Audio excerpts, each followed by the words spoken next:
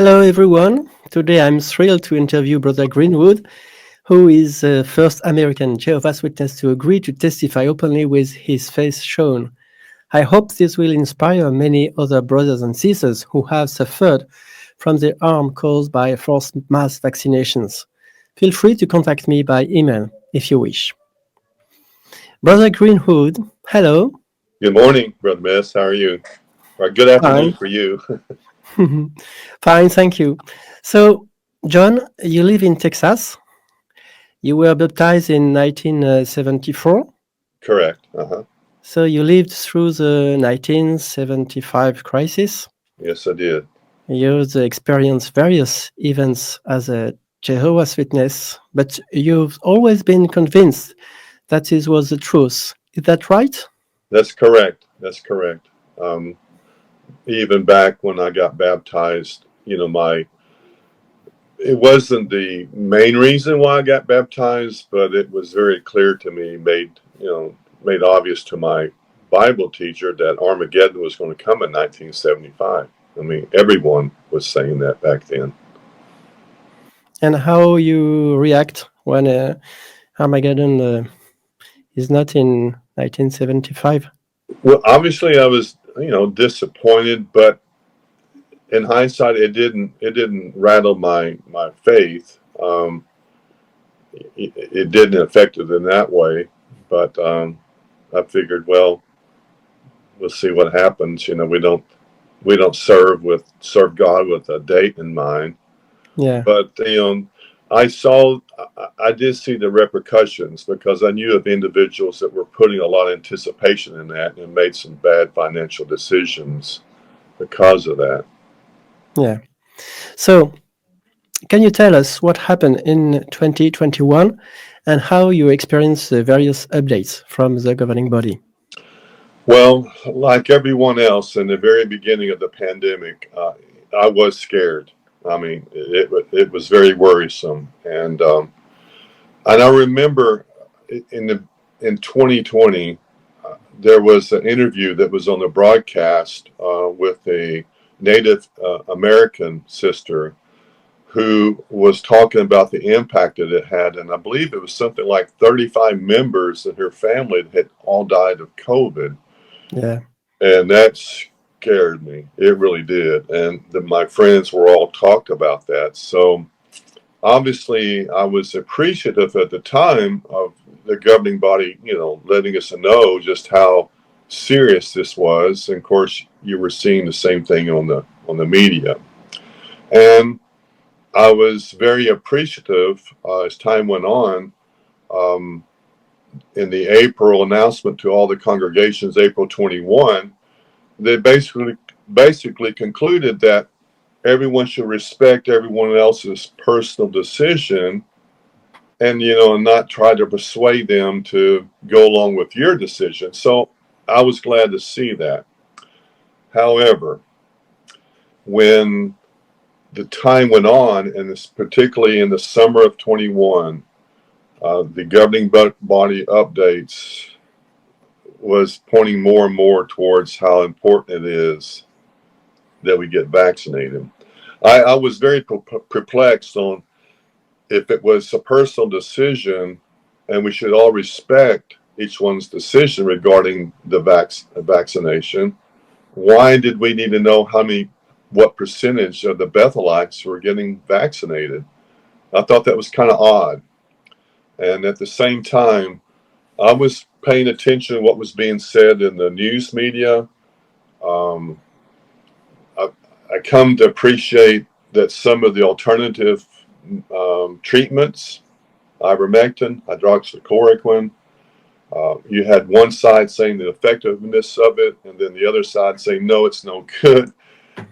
One's Yeah. very inexpensive, the other is very expensive. So I became suspect, but I just couldn't quite understand if it was a policy of the organization for decades not to make any medical Mm. recommendations, why they kept stressing the emphasis about getting vaccinated. And in USA, who tells that tell about ivermectin or hydroxychloroquine? Um, Well, actually, without being involved in the politics of it all, it's a known fact that at one point, I think it was in May or April of 21, that President Trump had made comments about the effectiveness of hydroxychloroquine when he's hearing about it. And then all of a sudden, hydroxychloroquine and ivermectin was saying it was no good, it was poisonous and killing people, blah, blah, blah, blah. And once again, I knew that it was very inexpensive to use that to treat COVID. And at the same time, the CDC, Fauci was promoting remdesivir, which was very expensive, like $3,500 plus per week treatment. And so another thing too that was very concerning, that in that same summer of 21, the same time that the governing body was really starting to promote the vaccine, the Joe Biden administration was making this proposal to have a mandate against all companies that we had speak 100. Yeah. we speak for about that next.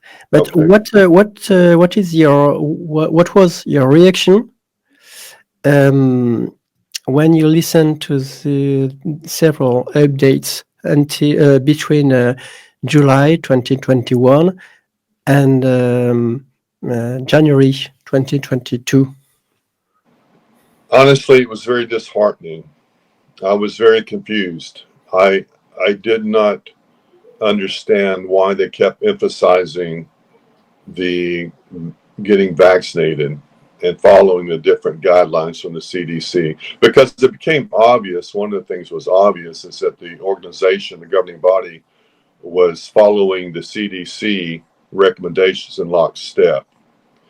And so to me, it was obvious a flip-flop from the policy that had been in place from the organization for decades. They didn't make any medical recommendations. Comments from the governing body about how individuals scoff at the use of masks, like there was something wrong with that thinking. My own personal experience, I knew that they weren't going to work against aerosol particles. So with each governing body update, there became more and more emphasis on vaccination. Even though they would occasionally say personal choice, we're providing this information so you can make your personal choice. It sure seemed like they were leaning more and more towards getting vaccinated. And so, have you an example of an update and an example of an update and who shocked you? the most shocking one, besides before the December update from Anthony Morris, was the one in November from David Splain, because I had always looked to him as my favorite of the governing body. I felt like he was the best teacher. David Spain? David Splain. I Okay. had a very high opinion of him. I really did. But it was shocking, some of the things that he said. He referenced in that update, he referenced some of the things that Brother Lett has said previously about how can't imagine why some people scoff at the use of a mask. He made reference in some countries, people are rebelling against the vaccine and they're all confused, don't know what to do. And without him saying it, I knew he was referencing probably Sweden, because Sweden had more of a, they didn't go locked down enforcing masks and all that stuff. And then he goes on to say that why would Jehovah allow all these Bethelites and missionaries to wear a mask, this, that, and the other, and get vaccinated if it was going to harm them? That was shocking. Yeah. I thought, how could he say that? And then he even mentioned how some are saying that if it's good enough for the Bethelites, what's good enough for them? Without directly saying it, he's referencing getting the jab. And then he concluded that comment with that update with, the question is, do we really believe that Jehovah is directing this organization? In fact, at one point, I believe he did. He said, well, what some people are saying, well, what do they know? And he looks up, points towards the ceiling and say, the question is, what does Jehovah know? To imply that all this information is coming from Jehovah. And I just knew there's something not right here. And then obviously in Yeah, December 21, yeah. when Anthony Morris came out and And said, for David's plane, what is dangerous about his reasoning for you? say that again, excuse me. What is dangerous in the reasoning of David's plane for you? Well, for one thing, the statement about why would Jehovah allow all these ones to get vaccinated if it was going to harm them? Well, I knew then that's really in violation of the Bible principle, free moral agent. Jehovah does not prevent us from making bad decisions, right? Yeah, And the consequences that we may meet or suffer as a result of our bad decisions. And honestly, I immediately reflect back to when he said that. I thought about, well, what happened in the Garden of Eden? yeah. Jehovah didn't stop Eve. Mm, Jehovah yeah, didn't stop Adam. He mm, didn't stop the yeah, wicked one, right? yeah. And it came at great cost to Jehovah that his son eventually had to come to the earth and make the sacrifice to make up for what Adam had lost. So, and I thought all these other different Bible accounts, King David, his bad decisions, Jehovah didn't spare them of those bad decisions. He didn't stop them from making those bad decisions. So, what made Brother Splain think that Jehovah would intervene in this case? And also the idea, he made a comment that, well, if we don't follow all these guidelines and get vaccinated, where's the spiritual food going to come from? At the same time, I remember Jesus said that he could make the rocks preach the good news if he had to. Mm, yeah. So it was just putting way too much importance on the activities of Jehovah's Witnesses up there at Bethel, and how that's why they're implementing all these guidelines and stuff. So it just Yeah. didn't seem right. And about Anthony Morris update? When Anthony Morris came up, as was common, the governing body would give us the latest death count amongst our brothers and sisters, and then talked about how that the Omicron is really spreading fast. And then he said, continue to do the things that worked well. Wear a mask, scrub your hands, social distance, and get vaccinated if possible. So it was no longer a suggestion. It was no longer a recommendation. It was a directive. That was shocking. That I couldn't believe. I couldn't believe that he said that. Something that was supposed to be a personal decision, a personal choice, and now they're telling us to do it. So I knew Can you something. remember how many brothers and sisters have died? I believe that time it was in around the mid 20,000s, something like that. Because the very next update of 22, January 22, with Kenneth Cook, I think he gave another. It was around 26,000 or 26. something, Mm, yeah. right? Yeah. Mhm. And something else too, that if I don't mind, if you don't mind, I'd like to go back to what Stephen Lett has said back in September of 21. He mentioned that they had received reports of, I believe it was 4 that had suffered serious side effects Yeah. of the vaccine. Mm. Honestly, I thought, well, that's what's been reported, right? Because as time went on, I started hearing about the friends in the congregation where I was at that were having serious side effects, but no one wanted to attribute it to the vaccine. It was just a coincidence, right? Yeah. So, and another thing too, that was troubling. They told us about these 4 or 5 that were injured from the vaccine, but we never heard nothing else about them. Mm. You know, what happened to them? And Yeah.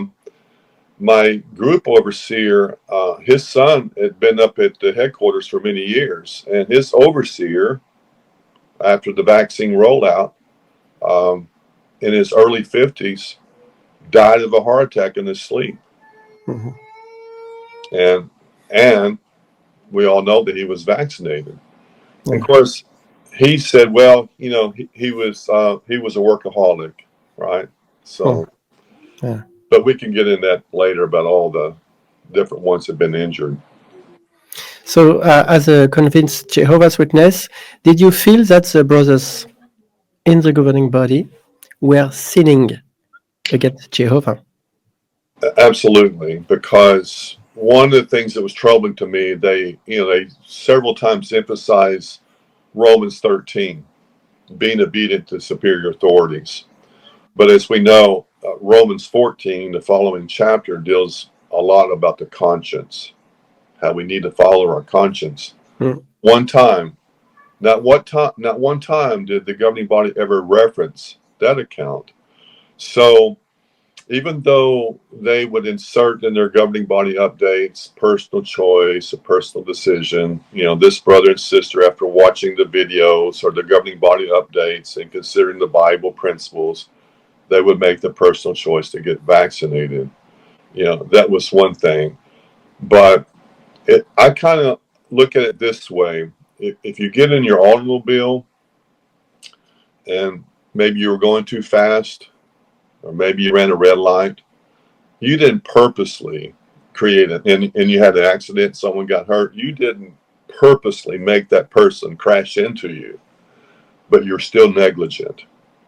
And so the fact that the governing body was putting so much emphasis on the importance, supposedly, of getting vaccinated, and as we know, so many of our friends have been injured and even died, they are accountable. So they have sinned against the brotherhood. It's just no doubt about it.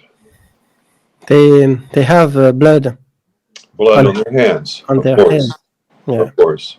Did you see some brothers and sisters, change their mind toward vaccination with several updates of the governing body?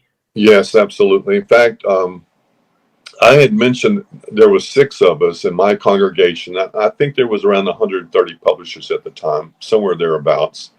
Actually there was 8, and the I think the governing body up there, the ones that were holding out, including one of them was an elder in his family, um, and that particular elder was the coordinator, and he was regularly sending me text messages of the different ones in the congregation that had gotten the shot and were having side effects.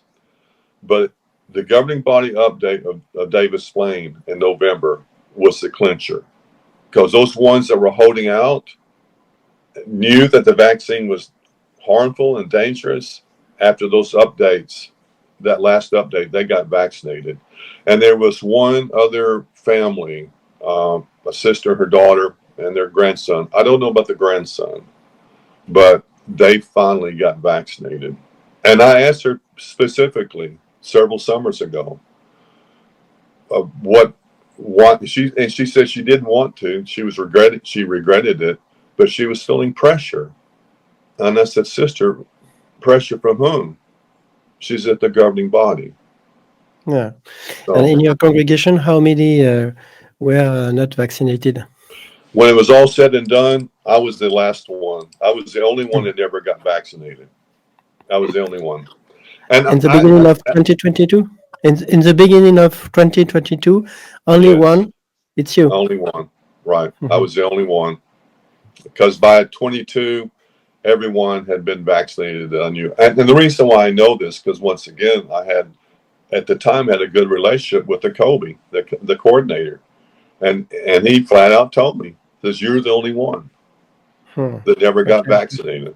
And how many publishers in your About, I think congregation? it's around 130 or so publishers at the time. 130. 130, yeah. Yeah. And why, in your opinions, did the governing body exert a coercion, such a coercion, and why did it surprise you? Well, from my perspective, and I suspected it, especially in the summer of 21, as I mentioned earlier about the governing body, the Joe Biden administration proposing this expensive fine for each employee, um, with companies that had 100 more employees, that they would be fined $7,500 for each offense, and then 75? $7,500 for each employee that was not vaccinated. And then if there was a second offense with the same employee, was going to be $15,000. So to me, and at the same time, you see, this was in the summer of 21. And at the same time, that same summer is when the governing body really started stressing the importance. And I remember, Yeah. once again, in Stephen Lett's update, he mentions in some countries it's to become, or even Samuel Hurd had mentioned, in some countries they've made it a law that you have to be fully vaccinated or strongly recommended. Well, I researched that. I Yeah. researched it. And the only country I could find that actually had a law that all citizens had to be vaccinated was Indonesia. And then there was some micro island that nobody would be able to find on the map, right? And so, but they made it sound like so many countries were making this a mandate, so we must be obedient to superior authorities, according to Romans 13. And I think, well, are we taking that in context? Why did Paul write that to the Christians there in Rome? Because of the attitude amongst some of the Jews that were wanting to rebel against the government at that time, the Roman government. It didn't mean that we should just put something in our body that could possibly hurt us. And I thought of the Bible principle, I believe it's at 2 Corinthians 7:1, that we do not want to do anything to defile our flesh.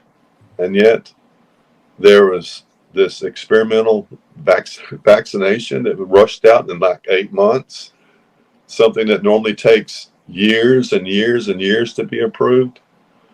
So I really feel like the reason the governing body was promoting it and coercing the brotherhood to get vaccinated was for financial reasons. I mean, I don't doubt many were scared, like so many of us in the very beginning, but it became very obvious to me that it was rooted in financial reasons, and also the tax exempt status of the 401c, I believe, under the U.S. code. If they want to maintain that tax exempt status, you have to be in compliance with the government, go along with the government.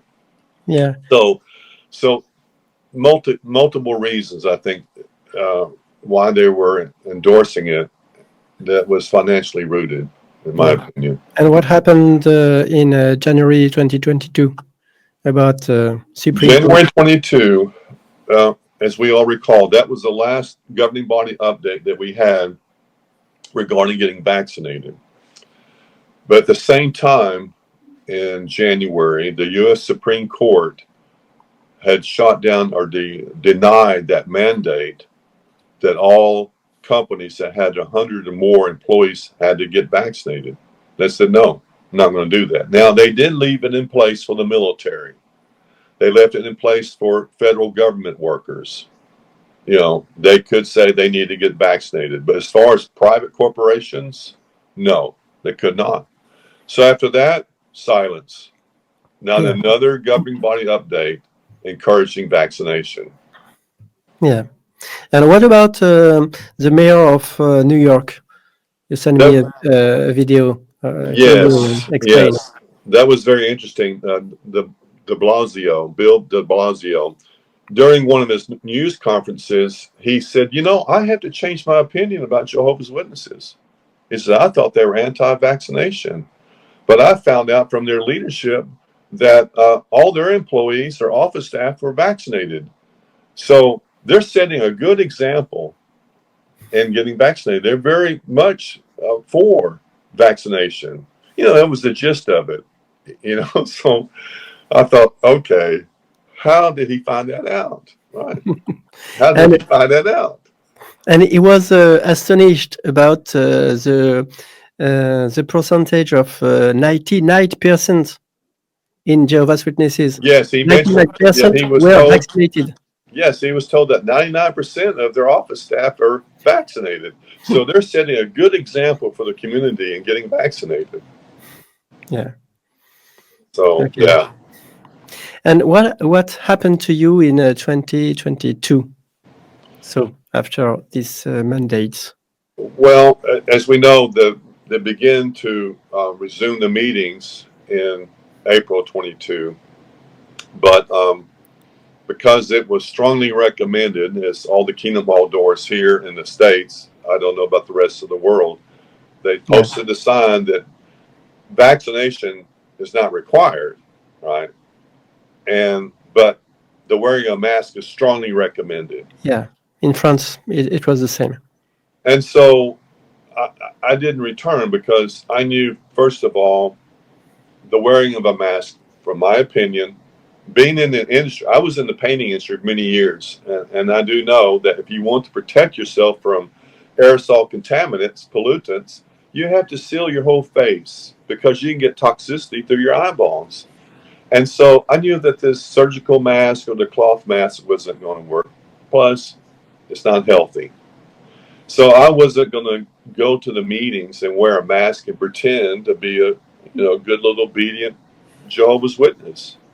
And I knew that if I didn't wear a mask, how I would be viewed. So I never returned. But what was very troubling, that very first meeting, because I Zoomed all the meetings for a long, long time.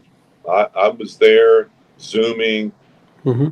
wearing my suit, commenting and whatnot. But that very first meeting, a young girl made a comment to get vaccinated. And then one of the elders' wife followed that up by saying how important it is that we follow the directions and the guidance from the faithful slave. Mm-hmm. And nobody corrected that. No one said, well, it's a personal decision. See? Yeah. So I thought, oh my goodness. Mm-hmm. So as time went on, brother, the comments that were being made, there was so much veneration of the governing body and the faithful slave, and rarely did you ever hear Jesus' name mentioned. And that became troubling to me. It really did. And really, so often, the only time you would hear Jesus' name mentioned would be right before Amen, or perhaps maybe the study article at the time might be talking about Jesus. But other than that, it was the governing body, governing body, governing body. Don't question. Be obedient. Be submissive. Um, obey, obey, obey. Yeah. And that became very troubling. So I knew that if I was present, it'd be extremely hard for me to keep my mouth shut. Mm. So I stayed away. And I really stayed away for the sake of peace because I did not want to disrupt the peace in the congregation. And I always held out hope that the elders, the mature ones in the congregation, would, during the audience participation, if something incorrect was stated, that they would correct it. It never happened. It Mm. never happened.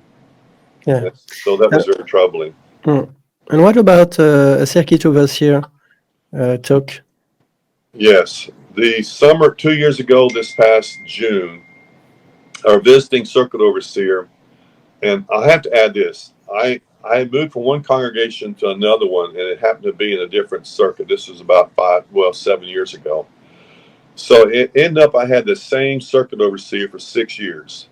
Now I liked him, brother. I had nothing against him, but when we got the new circuit overseer, well, it's refreshing. And I was during the midweek meeting. I was listening to his talk, and I thought, wow, I'm really going to enjoy this brother. It's um, just some freshness about him, right?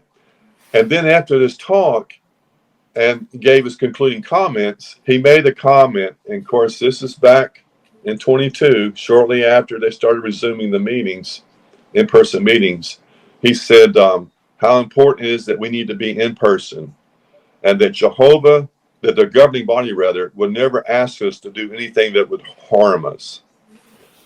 Oh, that took the wind out of my sails, brother. It did. Oh no. So anyway, fast forward 2 years ago in June, he gave a talk. It was a midweek talk about being trusting, trusting Jehovah, Christ Jesus, and the governing body. And at one point, he made the statement to the congregation.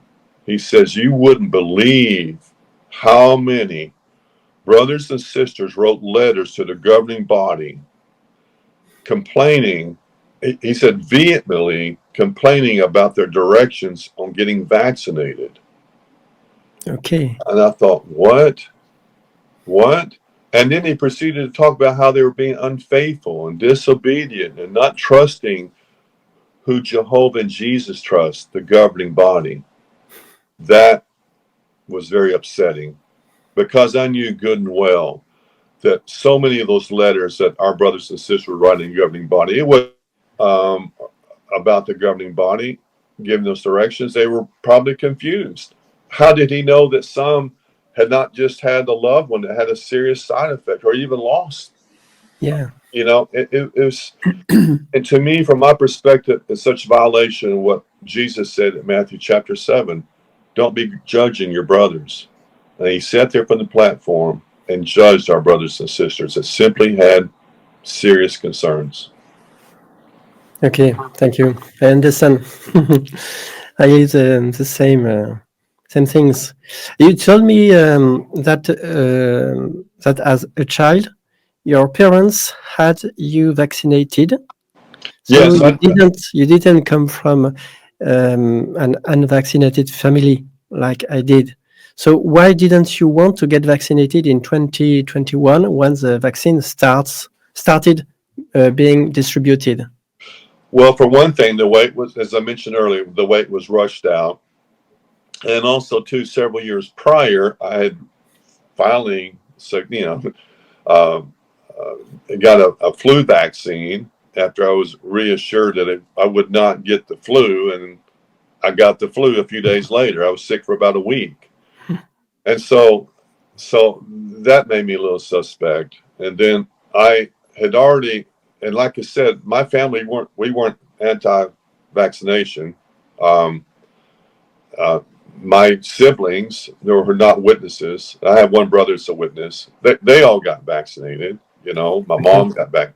So I wasn't raised in an unvaccinated family, but it's just because my own personal experience with the flu vaccine, and then years earlier, I had was prescribed a medication to treat my circumstantial depression at the time. I was going through a separation with my first wife, and Yeah.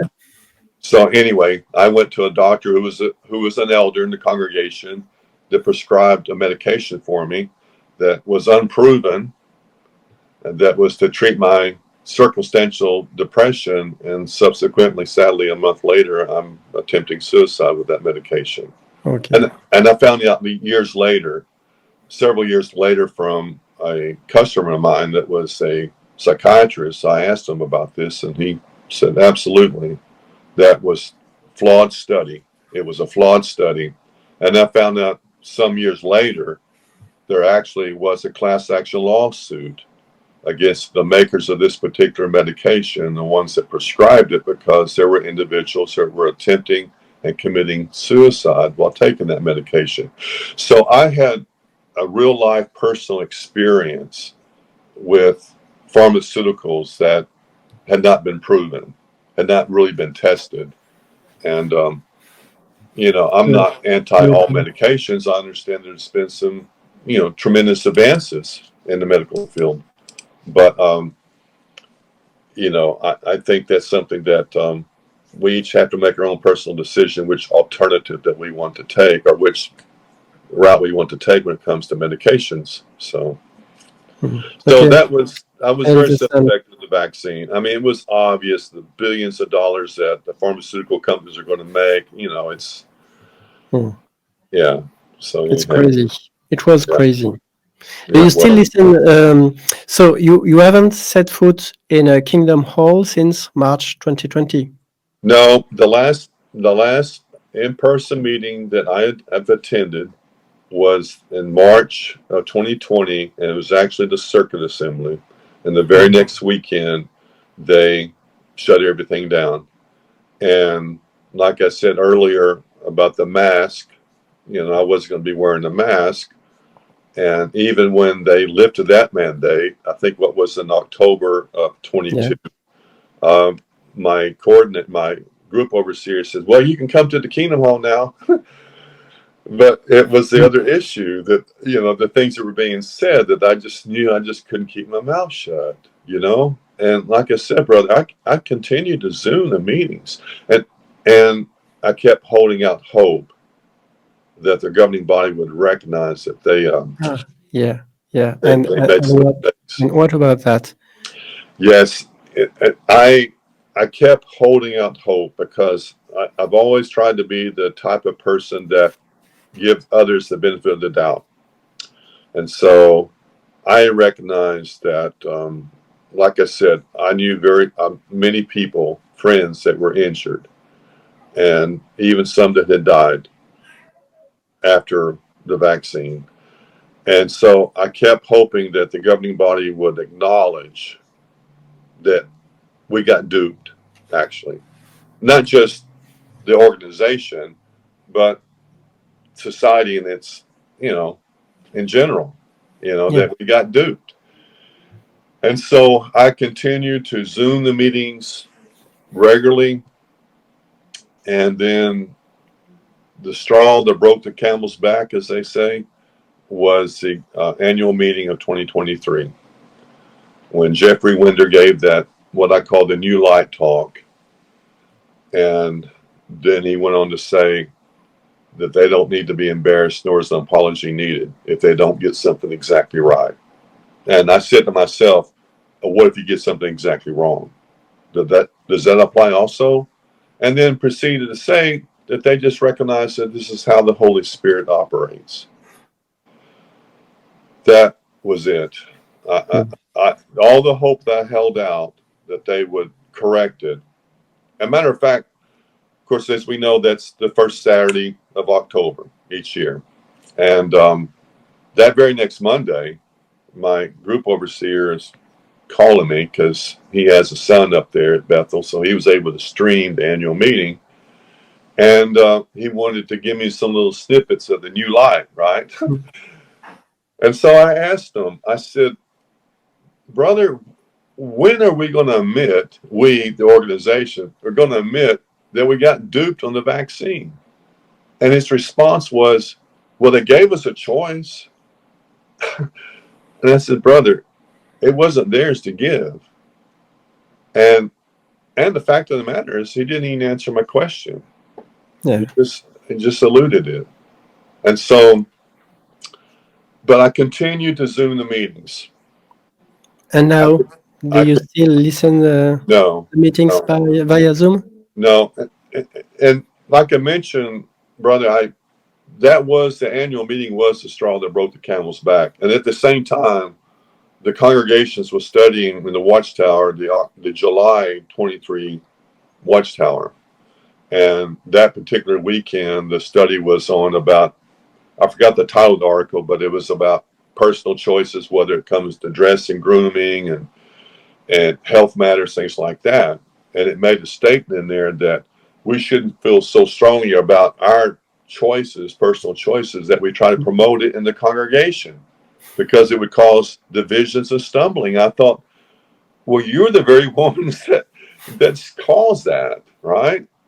And then the week before, there was a statement made in the Watchtower that that was remain steadfast, unmovable, was the name of that article. But it made the statement that in Jehovah's organization, uh, we go by the Bible, and we don't make rules when it comes to personal choices. Well, I knew that was not true. Yeah. For lack of a better term, it was just Of flat out course. a lie. Because I knew that if you wanted to work on the LDC, you had to be fully vaccinated. And I knew that elders and pioneers, in order to attend the schools, they had to be fully vaccinated. Well, that's the rule. So anyhow, in looking back, I wondered, why did I keep Zooming the meetings, even though that annual meeting was the straw that broke the camel's back. And honestly, I think it's because I didn't want to be harassed.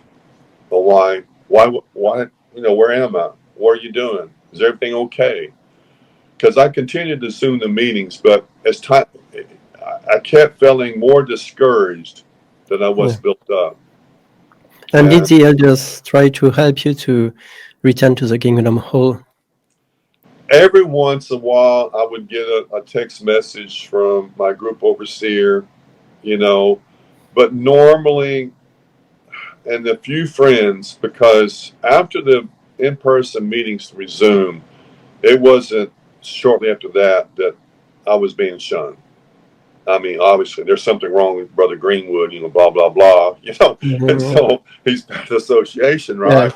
But the few messages that I would get, they were wanting something, wanting to borrow some equipment, whatever. And my group overseer, it was usually, something he saw on the internet or something related to some of the new light and whatnot. And, the beard thing, he texted me and asked me if I saw the governing body update on the beards. And I have to say that in that particular text message, he said to me, says, "Yeah, no beards. Now the brothers can have beards and no jackets and ties." And he says the people in the field service are going to be confused. And of Yeah. course, fast forward in February of this year, he come to visit me. He had a beard and no tie. But anyway, that's a whole nother story. So yeah, so I continued to Zoom, and then um, but after the update on the this this fellowshipping arrangement, Yeah. um, I stopped zooming the meetings after that. I just, like I said, I felt more discouraged than I was built up, and I didn't want to dwell on having this negative attitude. And who wants to continue to be discouraged, right? and Right. Right. and I but yeah, understand. yeah. And did the elders come to your home to visit you? Yes, it was in February of this year. I had a friend that I had known for 50 years. She would, during the pandemic, half a dozen times, she would send me a text and ask me if I'd been vaccinated. Let me know she's so worried about me. And so I know her intentions were good, but, you know, I kept telling her that no, I'm not getting vaccinated. So back in February, she sent me a text. I hadn't heard from her in months, and telling me that she was so worried about me, blah, blah, blah, and that I needed to talk to the brothers. And I said, no, because they're not going to like what I have to say. And, because I'm simply going to tell them the truth. And, and so I asked her not to recall this particular elder that we had both had the friendship with. I asked her, don't call him. 3 days later, on a Monday, he shows up with another elder. And he, in my opinion, came so ill prepared because he already knew my concerns about the vaccine. He already knew where I was at on all this and my concerns. When I would raise up issues with him about different comments that were made from the platform that was outright blasphemous, and he would excuse it as imperfection. Um, he come in and he proceeded to ask me, tell me that he's been thinking about me and how am I doing? I said, I'm doing fine. Well, when are you going to come back to the meetings? Right to the point. And then I told him why I wasn't there. I told him I just couldn't deal with the hypocrisy anymore. I couldn't deal with the lying. I couldn't deal with this constant veneration of the governing body, and how Jesus is so seldom ever mentioned. And he wanted, for instance, of the hypocrisy. And I said, well, the position on the vaccine and telling the brotherhood that we need to get vaccinated. The other elder spoke up and said, well, they never told us to get vaccinated. And I have to admit, I was just a little irritated because my friend had betrayed my confidence. I asked her, don't call this brother. And then she does, and he shows up. So I looked at this poor brother and I said, have you been living underneath a rock? I said, of course they told us to get vaccinated. And I proceeded to tell him what Anthony Morris had said back in December of 21. And I said, that wasn't a suggestion or recommendation. That was a directive. Then he wants to run out to his car. It's like, like I sprouted some horns or something, and I just simply told him the truth. And so as I was trying to reference some of the points or some of the things that I'd seen in print and the publications that was not true, they didn't want to see it. No, we don't. And so the one elder cited some scriptures. He cited the account in John chapter 6 when Jesus had told the disciples, unless they eat of his flesh and drink of his blood, right? Yeah. And the elder said to me, he goes, and what did Jesus say? To whom? And I said, yes. He says, to whom? I says, a few years earlier, back when you were questioning the vaccine, you asked why the governing body was pushing the vaccine. You said to me, well, John, where else are we going to go? And I says, even then, you missed what Peter had said to Jesus. To whom? Not to where. Yeah. And then he mentioned the account, Jesus' words in Luke chapter 17, verses 1 and 2, where the gist of it was that Jesus was saying there's going to be stumbling blocks. It's unavoidable. But woe to the one that causes a stumbling. And when he finished reading that scripture, I looked at these two brothers and said, and it was the organization that stumbled me. Yeah. And they shot out of my garage like a cannon. None of word, they just took off. I stood there in disbelief, and I went back into my house. We were actually in my garage when that took place. I tried to call my friend, the sister. She blocked me. Okay. I went to Facebook Messenger. She blocked me. And so I knew then, that by the time I called her, which was some 10 minutes later, this elder had already called her and probably said, John's an apostate, and he also immediately removed me from the chat group, the service groups, the service chat on Whats. He removed me from that. And some days later, I sent him, actually it was a couple of weeks later, because I kept expecting a phone call. I really did. Or a text message that they wanted to meet with me, the committee. Okay. And I never got that. And so finally I sent him a long text, simply in letting him know my disbelief and disappointment in the way they reacted to that in that visit, and how I could not begin to imagine how Jesus had reacted in the same way. That Jesus would want to know, after hearing that I had been stumbled, one of the sheep had been stumbled, how he could help. Yeah. And they took off. And of course, other points that we've already talked, questions, asking him to help me to understand this. Help me understand how this is correct. Help me to understand the comments of David Splain in that update years ago. How does that harmonize with the Bible teaching, Bible principles? And crickets, nothing. He never replied. So I kind of thought he might have, when he saw the text from me, that he might have immediately deleted it. But I found out about a month later that obviously he didn't, because another elder whom I'd known for many, many years, had a close relationship with me, had reached out to me via text message wanting to visit with me, him and this other elder. And so I said, well, what is it for? Right. And because I asked him specifically that it had to do with this other incident that happened a month earlier at my home. He says, oh, no. He says, I'm confident that that brother will reach out to you and make things right with that elder. I told that elder that I didn't know why this other elder hadn't reached out back with me, and applied Matthew 5:23-24. He's been silent, But I once again, I declined on that meeting because I knew it would be impossible for that subject not to come up, obviously.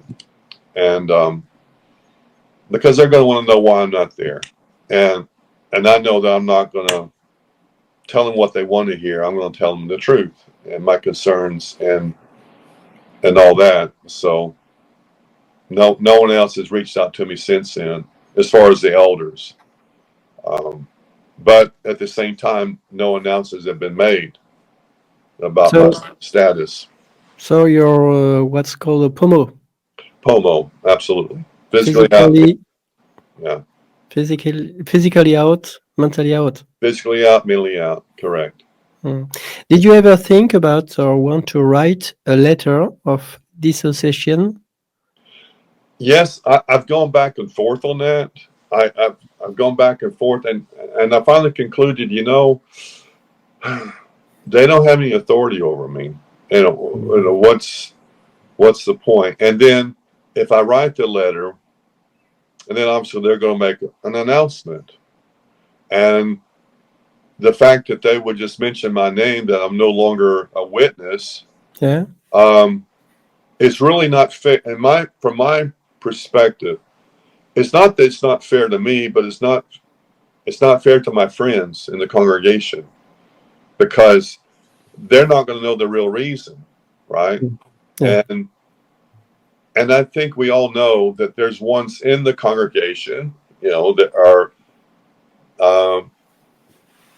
mentally out, but physically in, and they're there because they don't want to make the sacrifices. They know the consequences if they say, hey, I can't go along with this anymore, and how they will be shunned.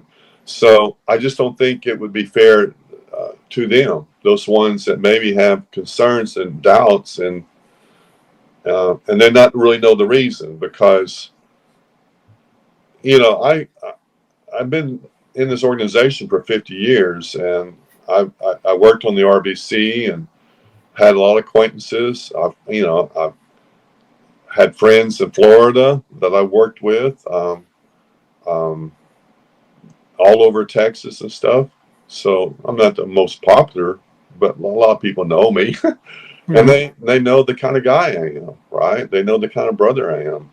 So I think it would just be shocking to the congregation to hear, and they're going to wonder, Okay, I understand. Yeah. I understand. And what advice do you give to Jehovah's Witnesses who, like you, have suffered physical or psychological adverse effects from the forced vaccination and want to testify? I think, well, from my own personal experience, I've been struggling with speaking up for quite a while. In the beginning, I kept asking God, what's wrong with me? During the pandemic, the governing body, what's wrong with me? Am I being rebellious? What is it I'm not seeing here? And then obviously the answer was always the same. I wasn't the problem. And so for those ones who, whether they've been affected, received the vaccine, or never received the vaccine, they're not the problem. Their thoughts, their concerns, their doubts are valid.